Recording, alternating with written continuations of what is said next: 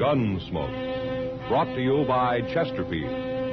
Chesterfield packs more pleasure because it's more perfectly packed, thanks to Accuray.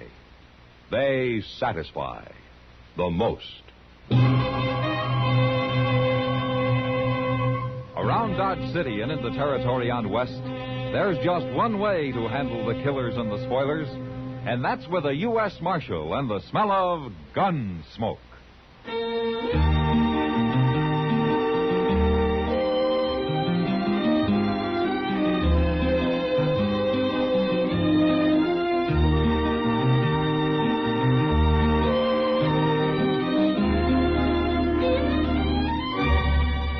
Gunsmoke, starring William Conrad. The transcribed story of the violence that moved west with young America. And the story of a man who moved with it. I'm that man, Matt Dillon, United States Marshal. The first man they look for and the last they want to meet. It's a chancy job, and it makes a man watchful and a little lonely.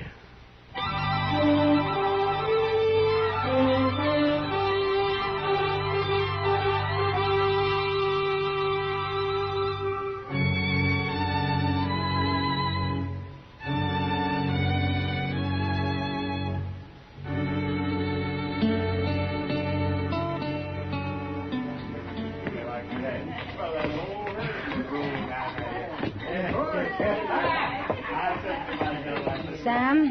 Kitty, what do you have? I'm going out to Delmonico's for something to eat. If Marshal Dillon comes in, tell him to wait, will you? I'll send him on to Delmonico's. No, he's to wait here. It's Doc who's trying to find him. Oh. You look tired, Sam. I ought to. I've been tending bar for 12 hours steady. Well, what happened to the help you hired last night? You had the wrong idea, Kitty. Huh? I'm in business to sell whiskey, not to give it away to anybody who needs a drink and can't pay for it. Is that what he was doing? Was till I caught him at it. Hello, Kitty. Sam. Oh, Marshal? Matt, you're to stay right here at the bar. What? I promised Doc if you came in, I'd keep you here. He's been looking all over town for you. Oh, I thought Doc was delivering a baby down on Salt Creek. Well, he got back about a half hour ago. Oh, what does he want me for? It's about some trouble with a man and his wife called Tebbs. Tebbs? Well, not where he delivered the baby. This was in a sod hut about a mile above the crossing. Well, what about him? Here he comes. He'll tell you. Here he is, Doc. Oh, fine. So you're a good girl, Kitty. Yes, you are. You're a good girl. I might never have found him. What's all this about these Tebbs people, Doc? Well, they're having trouble, Matt. Oh, what kind of trouble? Well, I stopped by to say hello and get acquainted, and, well, you know. Oh, sure. But the woman, she didn't act like she wanted anybody around. And then I heard the man yell at me from inside. She tried to stop me, but I went in anyways. He was lying there in the bed, Matt, with a bad knife wound in his leg. Oh? Yes. It's festered and it's given him a fever, and I don't think he can walk with it. Did he say what happened? Well, he claimed it was an accident, but he was holding a 6-gun under that blanket. Well, what for? For his wife. He's scared to death of her. I think she knifed him, and I think she's waiting for a chance to finish him off. You better get down there, Matt. Maybe too late already.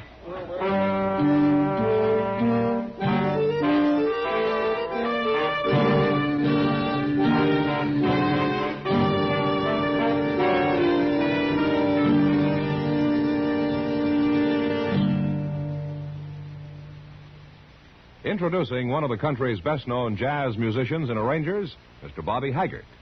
How about whistling along with him?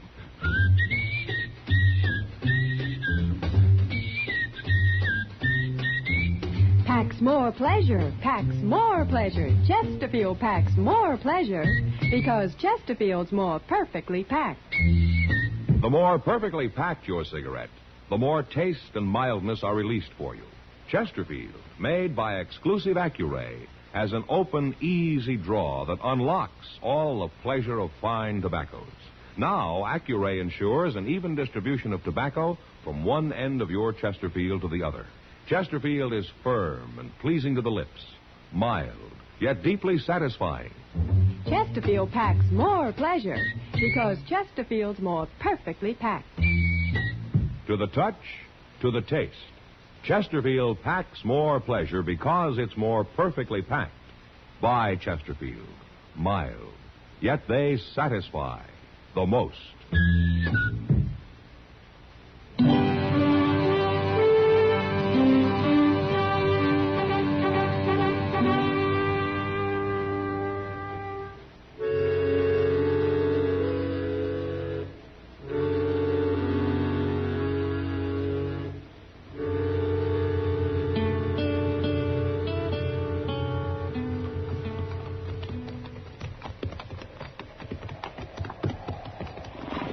I reckon this is Tab's place, all right, Mr. Dillon. That's the way Doc described it, all right, Chester.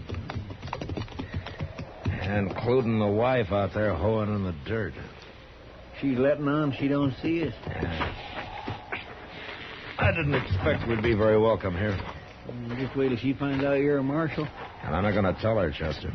Not right off, anyway. Hello, ma'am. Hello. We were looking for a drink of water. Crick's over yonder. Yeah, but you got a well here. Water's no better than the crick. Okay, we'll use the creek. But, first I'd like to talk to your husband. My husband? What about? Oh, just wanted to get acquainted. He ain't here. Oh. Well, we go get a drink, then we'll come back and wait for him. No. Who are you talking to, Glory? Who's out there? Nobody. Now you stay quiet. He's feeling poorly, mister. I don't want nobody bothering him. Well, we won't bother him. You stay out of there. Well, then I'm coming too. You better wait outside, Chester. Yes, sir. That hut can't hold more than 3 people anyway. Hello. Oh, I knew I heard somebody. Your wife says that you're sick, Teds. I told you to leave him alone. I told you not to be troubling him. Well, I'm only being neighborly, ma'am. If he's sick, maybe I can help. So you're a neighbor, mister? Well, my partner and I are planning a homestead nearby. As soon as we can decide on a good piece of land. No, you get it staked out, then you come see us, mister. Everything will be fine then. Now, Florrie, don't be that way. Me being sick and her having to do all the chores makes her kind of edgy, mister. And being up nights, that's what's hardest on her. I ain't complaining. Yeah, I know, Florrie, but I can tell. Mister, I got an idea. Said you wanted to help. Sure. Anything I can do. You willing to sit up with me tonight? No, Ben. You need some rest, Florrie. You see, I got a fever, mister. I get to tossing in my sleep. I throw off a blanket, all like that. You don't look like you've been sleeping at all. Huh. Will you do it, mister? Sit up with me? No. No, he ain't going to sit up with you. Oh, why not, ma'am? I don't mind. Because I ain't going to sleep in here with no stranger about, that's why. Oh. Well, I didn't think she would. Look, I'll tell you what. I'll spend the night on the ground outside, if you don't mind. We do mind. Florrie, you ain't acting like a wife. You ain't acting like a wife at all. You can stay, mister. No, fine, good. Wait a minute, mister. Yeah, what? I was just wondering if maybe tomorrow, if you'd be willing. I ought to get into Dodge and see the doc. There's a wagon outside. No, you don't. Oh, shut up. Well, sure we'll take you in, mister. We'll be glad to.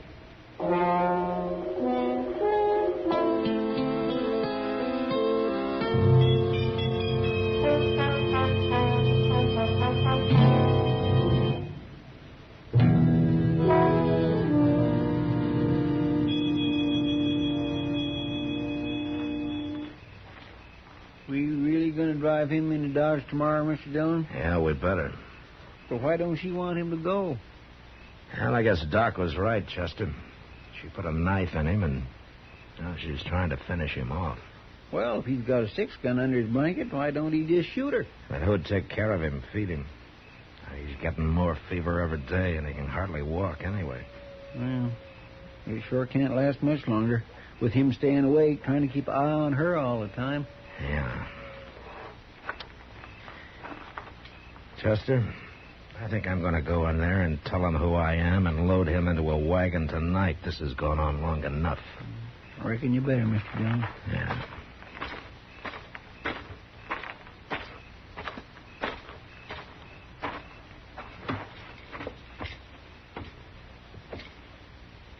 Where's your wife?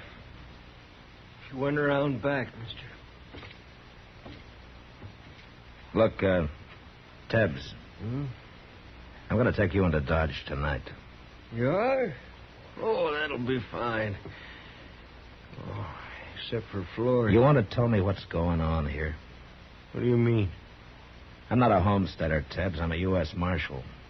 Huh? That's right. And I'm going to take you into Dodge, Florrie or no Florrie. You need sleep and you need care. Oh, well... Now, you can tell me your story when you want to. No. There's no story. I just got hurt a little, is all.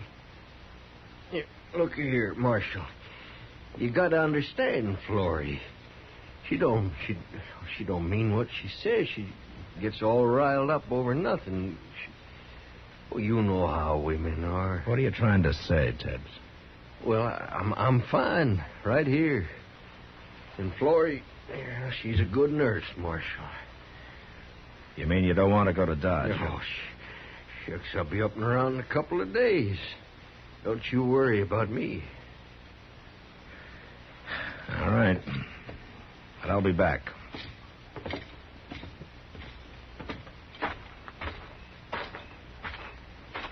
Chester. Chester. Get your hands up and turn around, Marshal. She's got a shotgun, Mr. Dillon. And I'll use it, too. She was listening at the window. Now my hands are up, Florrie. I'm taking your gun. She got my gun, too, Mr. Dillon. You're making a bad mistake, Florrie. I won't have you nor nobody else meddling where you don't belong. Now get your horses and ride out of here. All right. But we'll be back. I'm going to be sitting right by that door, Marshal. First thing I see or hear gets a load of buckshot. It won't be us, Florrie. But we'll be close enough to hear if you do shoot somebody.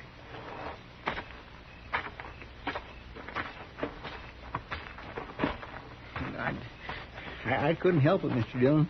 She come ooching around the side of the hut, and I didn't even see that cussed shotgun till it was too late. Yeah, neither did I. What we gonna do? Yeah, there's nothing we can do tonight. But tomorrow in the daylight, well, we got our rifles. We'll think up some tricks for her.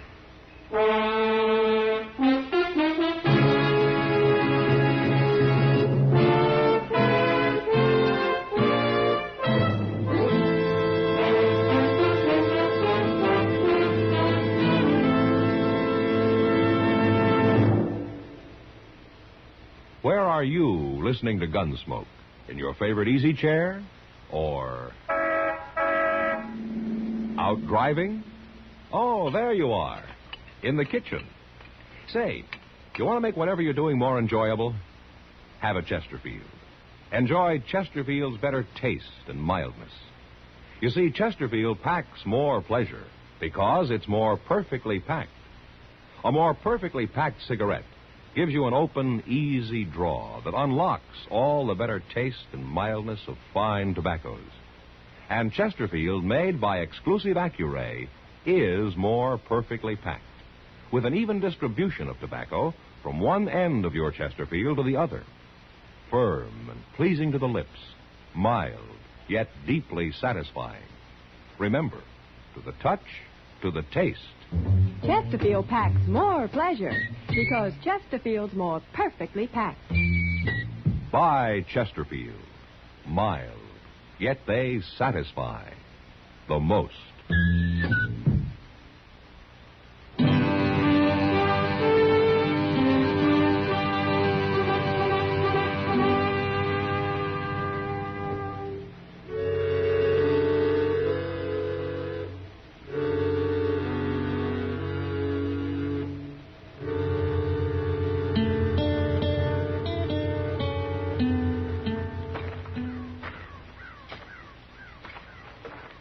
I don't see her around nowhere, Mr. Dillon. She must be inside the hut, Chester. Well, I hope she don't come charging out of there with that shotgun blade. It would be a bad way to start the day, wouldn't it? I can't think of none worse, especially on an empty stomach. Yeah. No, there she is. Hmm? No, wait a minute. It's all right. She isn't armed. Come on over here, Marshal. Now, what's she up to? Yeah, it's hard to say with a woman like that. I thought you'd be back this morning. Yes, I told you we would. We're going to take your husband into Dodge, ma'am. You're too late, Marshal. Too late. He died during the night. What? It's too much for his heart. He always did have a weak heart. Where is he, Florrie? Lying there inside, Marshal. Why? Don't you believe me? I believe you, but I want to have a look at him. What for? I got him all wrapped up in his blanket, ready for burying. You'll go dig a grave for him if you want to help so much. All right, we'll dig a grave after I've seen him. You got no respect for the dead, Marshal? It's the living that bothers me right now, Florrie.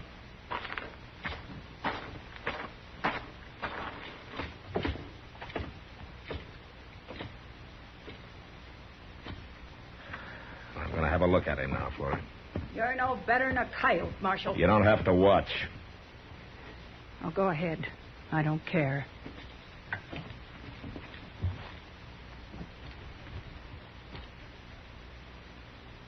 I'll unbutton his shirt here.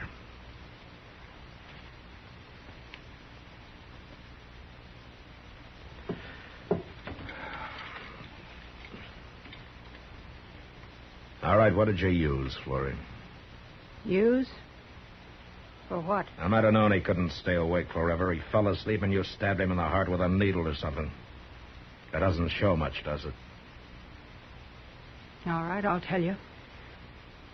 Don't matter none anyway. I killed him. Why would you want to kill your husband, Florrie? My husband? He wasn't my husband. He killed my husband, Marshal. We never seen him before. He rode by here and started trouble. Over me it was. My husband pulled a knife, but he shot him. And I swore I'd kill him for it, and I did. Why didn't you explain all this to Doc Adams when he was out here? Or to me last night? And let you take him and hang him? I had to kill him myself, Marshal. It's a promise I made my husband while he was dying. And I'm going to have to arrest you. You can't do nothing to me for this. You murdered a man, Florrie. You're wrong, Marshal. You just admitted it. Well, I ain't doing no more talking. You take care of him, and we'll go into Dodge. But I won't be in jail long, you'll see.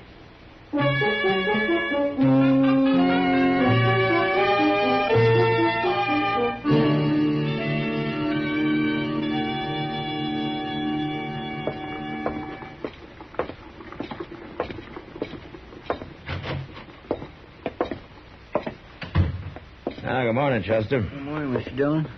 What you got there? There's a mail. Oh, did you pick it up? Yeah, I picked it up. I was down there anyway. How's Florrie? She ain't said a word. Go get her, will you? Go get... What for? She was right, Chester. I can't keep her in jail. But, Mr. Dillon, we just Go can't get all... her, will you? Yes, sir.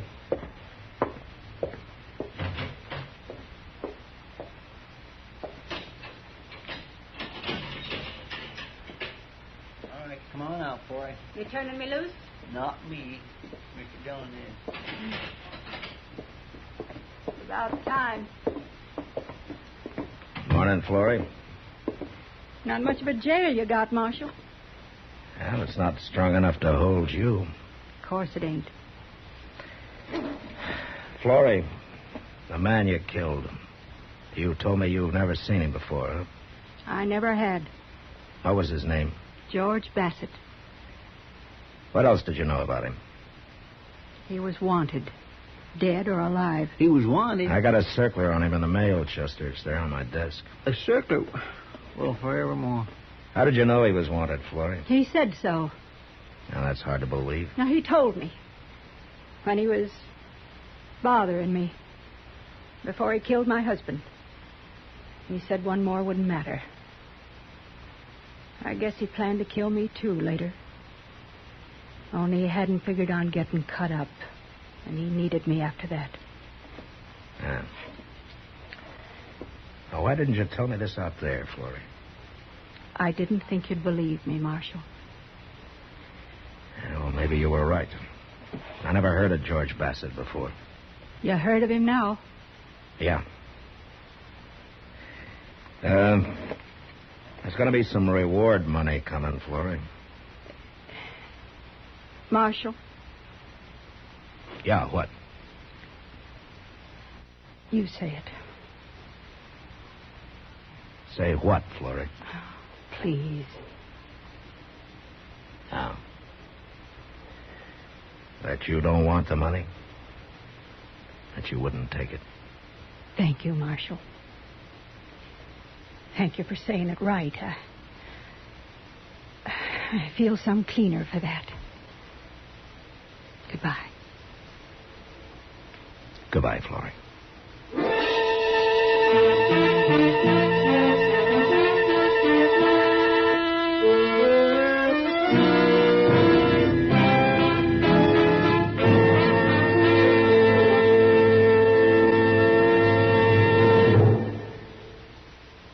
In a moment, our star, William Conrad. Chesterfield packs more pleasure because Chesterfield's more perfectly packed. Just made by exclusive Accuray packs more pleasure because it's more perfectly packed. Unlocks all the pleasure of fine tobacco. Chesterfield packs more pleasure because Chesterfield's more perfectly packed. Firm and pleasing to the lips. Chesterfield. Mild. Yet they satisfy the most. You know, on the frontier, almost anybody who had a few dollars could open a bank of his own. And by the same token, anybody who had a gun could try to rob it. And next week, a man does. And that was the West. Good night.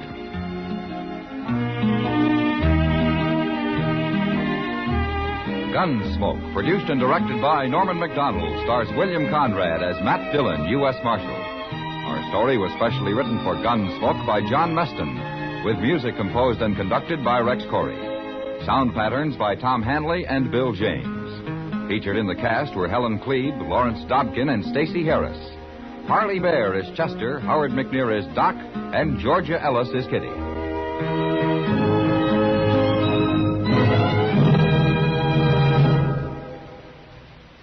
Smokers, this is it.